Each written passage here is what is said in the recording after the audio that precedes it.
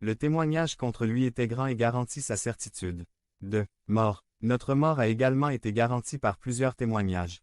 L'Écriture dit que nous avons marché dans nos transgressions et nos péchés, en suivant le cours de ce monde. Ensuite, le monde a témoigné contre nous. Nous vivions dans le péché comme d'autres l'ont fait depuis le début avec Adam et Ève. Selon nos Écritures, notre mort était garantie selon la puissance de l'air, qui est Satan.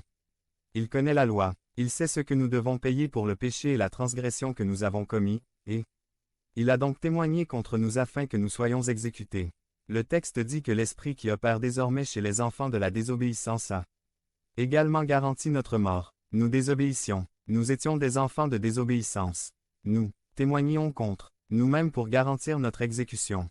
Notre identité était morte vivante. Nous marchions condamnés à la mort éternelle. Aujourd'hui, les gens autour de nous sont morts vivants.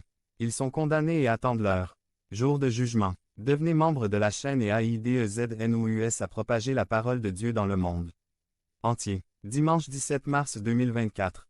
P4. Cependant, si vous êtes chrétien, vous avez une identité différente. Nous ne sommes pas des morts vivants. Nous sommes des vivants qui ont été ressuscités pour une nouvelle vie. Comme les non-convertis ont plusieurs témoignages contre eux-mêmes, nous avons le témoignage de notre avocat qui se bat pour nous et a garanti notre liberté.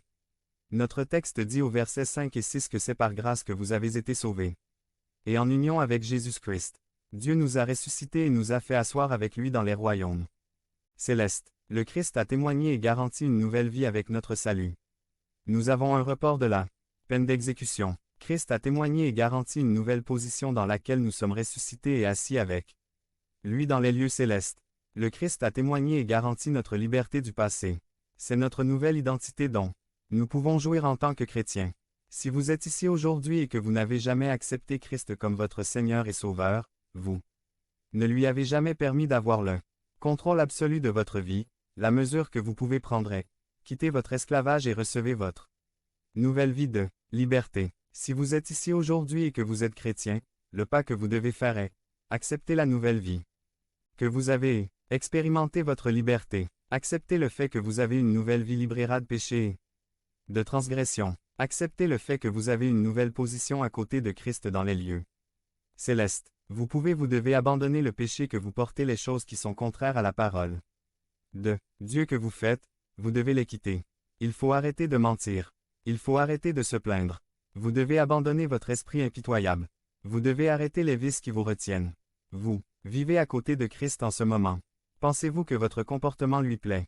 Vous avez une position d'honneur et d'autorité à côté de Christ. Utilisez-le pour vaincre le péché.